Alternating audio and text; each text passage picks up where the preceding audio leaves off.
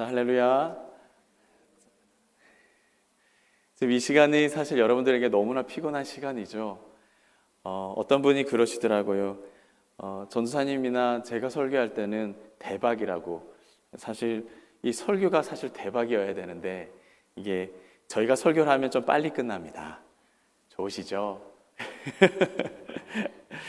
오늘 설교를 준비하기 전에 앞서서 사실 이 말씀을 준비하게 된 동기가 있습니다.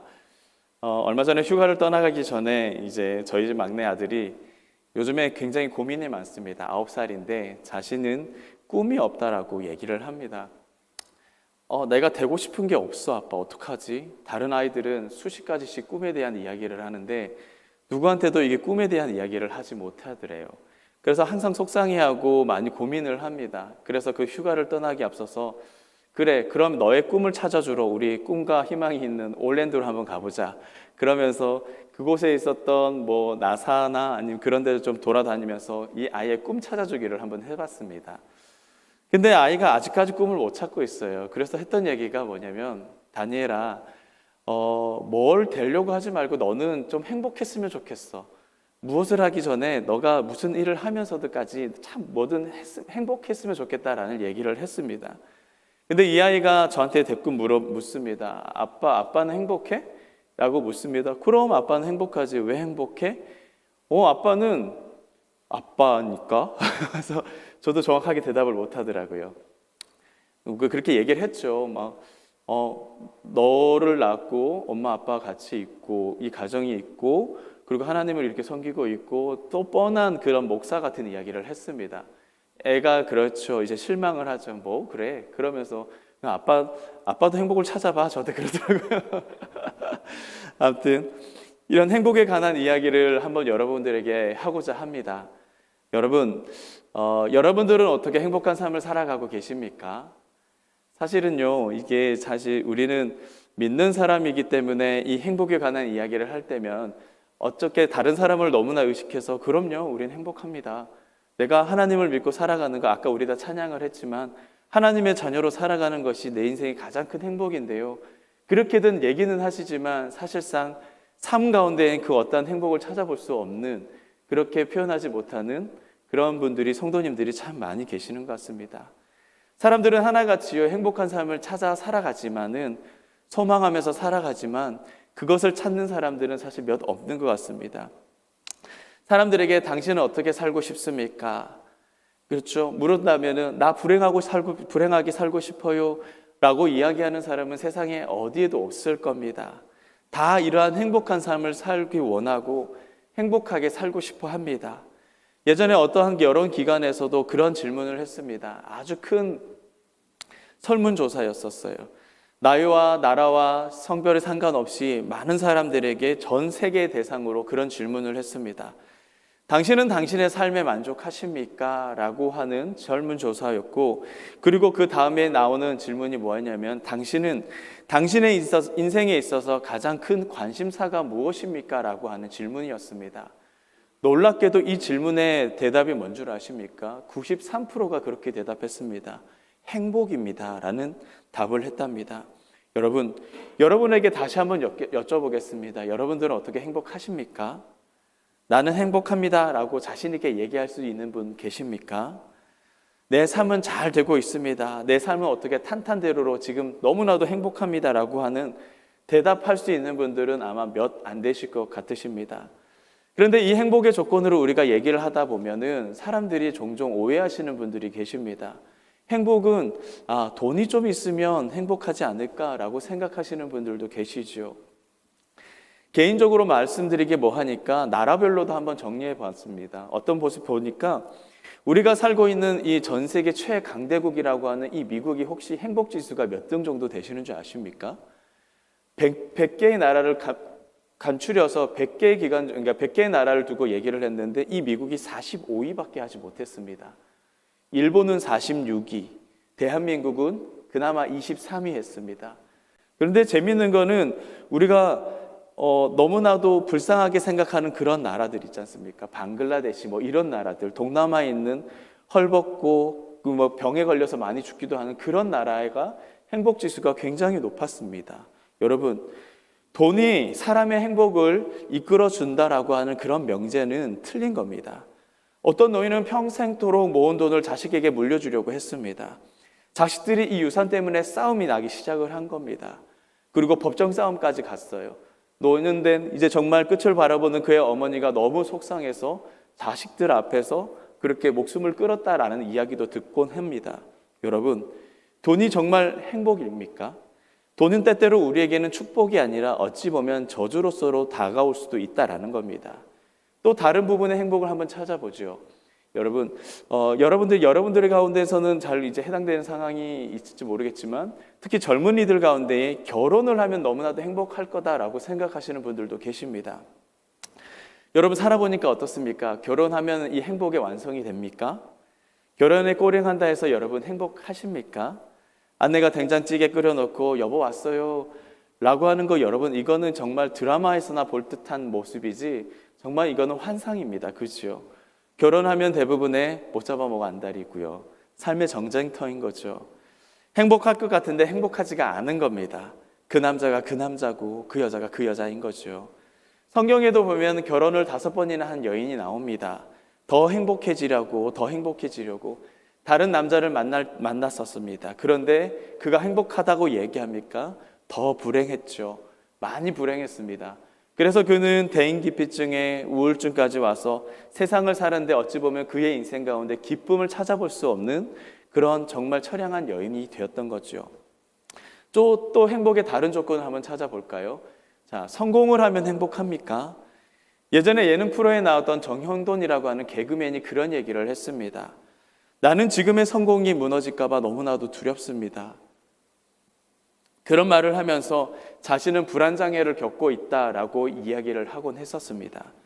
여러분, 내가 성공을 했는데 내가 정말인지 그 연예계에서 가장 끝탑을 찍었는데 내가 무너질까 봐, 내가 쓰러질까 봐, 내가 성공한 것이 없어질까 봐 두렵다고 매일마다 밤마다 잠을 자지 못하는 그런 사람들도 있더라는 겁니다. 자, 성공 또한 여러분 행복의 조건이 되겠습니까? 더 큰 불행이 될 수도 있다라는 것입니다. 저는 여러분들이 이러한 사실을 좀 알았으면 좋겠습니다. 자, 그렇다면 사람들이 왜 행복하지 못할까요? 가진 것을 갖고 평안하게 우리가 살았는데 나는 왜 이토록 노력하고 열심히 살았는데 행복하지 못할까요? 성경은 그의 해답을 너가 돈이 많아서 너가 성공을 해서 라고 말하지 않습니다. 내 남편이 이런 직장에 못 들어갔는데 들어가면 난 행복할 거야. 내가 가지지 못했는데 이것만 내가 가지면 행복할 거야. 성경은 그 말을 하지 않습니다. 성경은 우리가 불행한 이유를 뭐라고 이야기하냐면 바로 너희들의 죄 때문이다라고 말을 합니다. 여러분 모든 사람들에게는 죄가 있죠. 로마서 3장 23절의 말씀에 보니까 모든 사람이 죄를 범하였음에 하나님의 영광이 이르지 못하였다라고 기록되고 있습니다. 죄 없는 사람이 세상에 어디 있겠습니까? 죄 짓지 않는 세상이 여러분 어디에 있겠습니까? 성경은 죄 때문에 인간이 더욱더 하나님 앞에 갈 수 없고 가까이 갈 수가 없고 우리가 추구했던 행복한 삶을 살 수가 없다라고 이야기를 하고 있습니다. 인도에서 죽어가던 사람들의 피고름을 입으로 빨아냈던 마더 테레사, 이 여인도 여러분 우리는 너무나도 훌륭한 사람으로 알고 있습니다. 그는 한 주간에 한 번씩 그렇게 고해성사를 했다죠. 하나님, 나는 죄인입니다. 나는 죄인입니다. 여러분 아무리 고상한 삶을 산 사람이라 할지라도 그의 인생 가운데도 또한 그 또한 죄인이라는 사실입니다. 죄가 없다고 말하는 사람은 여러분 거짓말쟁이겠죠. 그런데 여러분 그거 아십니까? 이 죄는요 중독성이 있습니다. 여주의 7살짜리 여자아이를 성폭행했던 사람과 정말 그 사람 나쁜 사람입니다. 수원에 지나가는 어떤 여대생을 잡아서 토막살인을 했던 이 두 사람의 공통점이 있었습니다. 그것은 바로 중독이라는 겁니다. 그 범죄자들은 그 핸드폰, 스마트폰에 수십 개의 그런 음란물을 넣어놓고 매 순간마다도 보던 사람이었고 그 집 안에 컴퓨터 안에는 어린이 성착취물이 수백 개가 있었다라고 사람들이 얘기합니다. 여러분, 죄는 중독입니다. 죄에서 중독된 사람들은요, 이렇게 중독된 죄로 인하여서 망해버리는 겁니다. 로마서에서도 보니까 죄의 삭은 사망이다라고 이야기합니다. 죄에는 분명한 심판이 있습니다. 여러분, 이 죄에 대한 결과가 무엇입니까? 지옥에 가는 거요. 그것이 죄의 결과입니다. 그래서 인간은요, 이 죄 때문에 행복한 삶을 살아갈 수가 없는 것입니다. 자, 오늘의 본문에 나오는 이 삭개오가 예수님을 만나려고 했던 이유가 뭔지 아십니까? 그 사람은 돈을 많이 벌었던 사람입니다. 우리가 추구하던 그런 재정적인 부분이겠죠. 그는 또한 로마의 세리인이었습니다. 나름대로 명예도 있고 또한 세상적으로도 인정받던 사람이었습니다. 여러분, 그런데 그가 정말 예수를 만나려고 합니다. 여러분, 왜일까요? 그는 분명 돈도 갖고 있었고 나름 사회에서도 성공한 사람이라고 칭송받았던 사람이었는데 예수님을 그토록 찾고 있습니다. 왜일까요? 그는 그의 인생 가운데 회의감을 찾아왔기 때문이죠. 내가 이렇게 살려고 했던 것이 아닌데, 그것보다 더 나은 삶을 내가 살 수 있는데, 그러던 그 순간에 내가 예수님을 한번 만나봐야겠다 라고 생각하며 그가 예수님을 찾아가는 겁니다. 놀라운 것은요, 여러분, 그가 예수님을 만난 그 다음에 그의 삶의 변화가 되었다는 것이죠. 우리가 오늘 보았던 6절의 말씀 한번 보겠습니다. 6절의 말씀 뭐라고 나옵니까? 급히 내려와서 즐거워하면서 영접했다라고 얘기하죠. 여러분, 그의 삶에 즐거움이 사라졌던 적이 너무나도 오래입니다. 그의 인생에 이 즐거움이라는 단어를 찾아볼 수 없는 그의 인생이었습니다. 늘 불행이라는 삶이 그의 삶에 엄습해왔고, 행복이라는 이 단어가 찾아보기에는 정말 이 행복이라는 단어가 어색할 만큼 어색했던 그런 사람이었습니다. 그러던 그가 놀라운 것은 예수님을 만나니까 뭐라고요? 즐거워했답니다. 그리고 슬픔이 사라졌답니다. 기쁨이 생기게 된 것이죠. 불행이 사라지고 행복이 그에게 찾아왔다라고 이야기하고 있습니다. 여러분, 이것이 바로 삭개오의 인생의 핵심인 겁니다. 죄의 문제가 해결되니까 기쁨이 생긴 것, 죄의 문제가 해결되니까 그의 인생이 행복해졌다라는 것입니다. 놀라운 것이 이 죄의 문제가 해결됐을 뿐만 아니라 이 삭개오의 인생 가운데 변화가 생긴 겁니다. 그 두 가지의 이 변화를 함께 살펴보면서 정말 이 두 가지의 축복의 변화가 여러분들의 삶 가운데도 함께 할 수 있기를 예수님의 이름으로 축복합니다. 자, 이 두 가지의 복을 누린다면 여러분들의 인생에 진정한 행복이 찾아올 겁니다. 먼저 첫 번째로는요, 그 비전에 대한 변화, 꿈과 소망에 대한 변화입니다. 삭개오는 여러분 예수님을 만났습니다. 그러던 그가 예수님을 만난 이후에 보면은 놀라운 일을 경험을 하게 되죠. 우리의 8절의 말씀인데 좀 길지만 8절 말씀 같이 함께 읽겠습니다. 삭개오가 시작. 삭개오가 서서 주께 여짜오되 주여 보시옵소서. 내 소유의 절반을 가난한 자들에게 주겠사오며 만일 누구의 것을 속여 빼앗는 일이 있으면 네 갑짜리나 갚겠나이다. 여러분, 삭개오의 그의 꿈과 소망이 무엇이었습니까? 그는 추구했던 것이 오로지 돈이었습니다.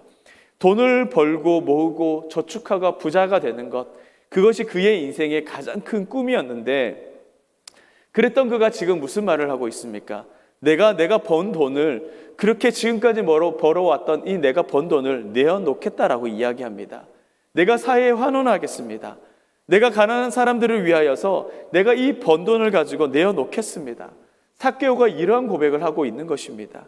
사실 삭개오 꿈은 이 돈을 버는 것이 아니었습니다.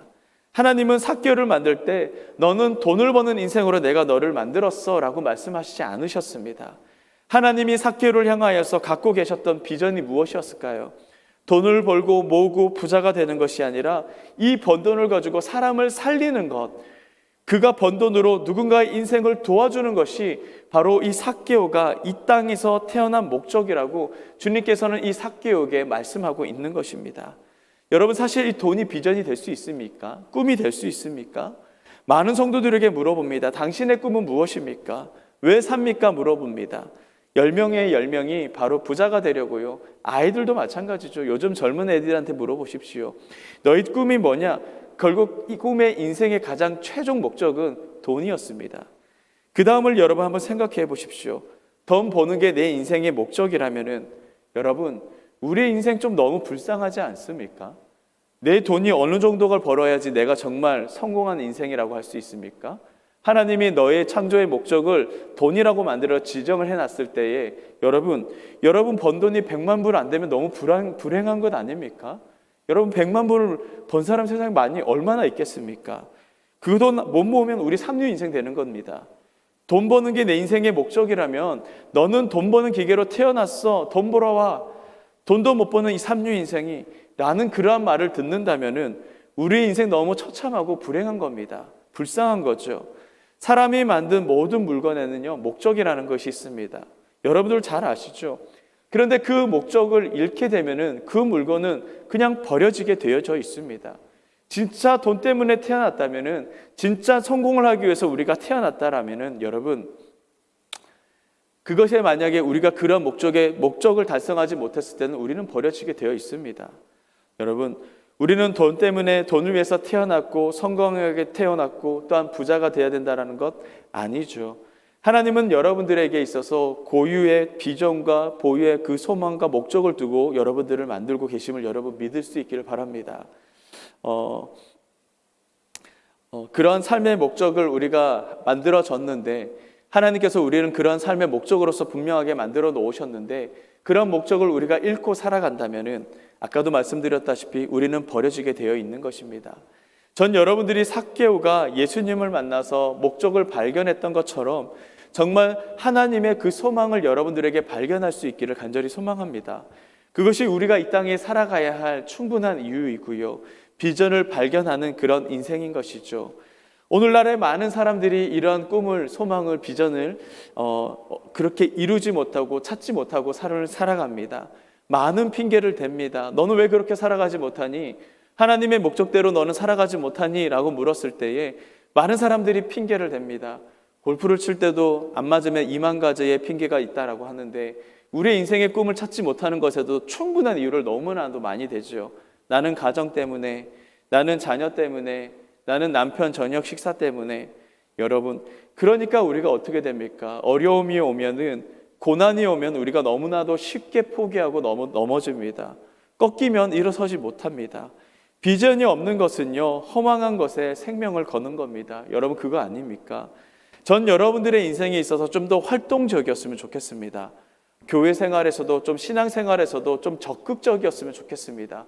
소극적으로 반응하시지 마시고 좀 앉을 때도 오셨으면 기왕 예배 오셨으면 한 20분 전부터 오셔가지고 앞자리부터 탁 앉으셔서 기도하셔서 예배 드릴 준비도 먼저 확실하게 해보시고 찬양할 때도 여러분 좀 더 적극적으로 정말 두 손 높이 들면서 저는 예전에 그러니까 제가 아니지만 보면은 그런 분들 많이 보십니다. 어떻게든 하나님한테 잘 튀어 보이려고. 저는 그렇게 가끔 찬양하다가도 손 들고 찬양하시는 분 보면은 앞에서 봐도 사실 그런 마음입니다. 아, 정말 하나님께서 저분들을 보시면 어떤 생각이 드실까?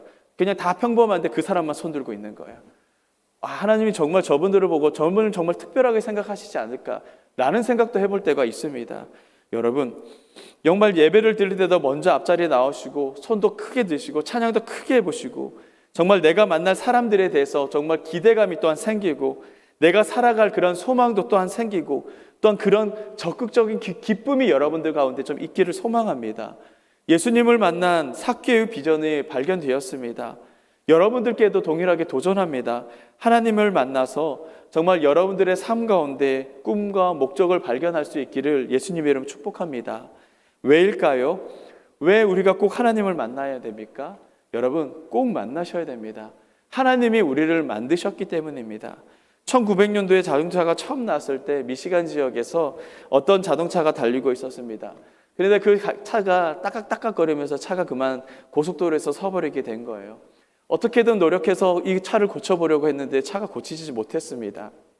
그 자리에 망연자실하게 앉아 있는데 10분, 20분쯤 지나갔을 때 한 차가 옆에 와서 씁니다. 어떤 할아버지가 내리셨어요.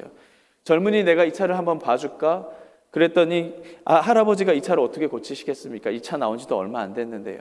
그런데 그 할아버지가 한 10초 동안 잠시 보더니 뭐 하나 버튼을 몇 개 누르더니 이 차에 시동이 걸리는 겁니다. 너무 놀랐죠. 도대체 어르신이 누구시길래 이런 차를 정비할 줄 아십니까? 라고 묻는 겁니다. 그 사람이 뭐라고 말한 줄 아십니까? 내가 이 차를 만든 헨리포드이기 때문이야. 여러분, 이 자동차를 본 순간 무엇이 잘못된 것을 아는 것은요, 내가 이 차를 만들었기 때문인 겁니다. 내가 왜 우리의 소망과 우리의 목적을 발견하기 위해 하나님을 만나야 되겠습니까?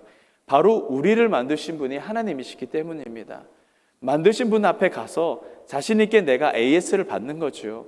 내 마음에 상처난 거 주님 안 보이십니까? 내 여기 피가 철철 흐르고 있는데, 내 마음에 피가 철철 흐르고 있는데 주님, 우리의 눈에는 보이지 않죠. 근데 이 마음의 약에 빨간 약이 듭니까? 안 들죠.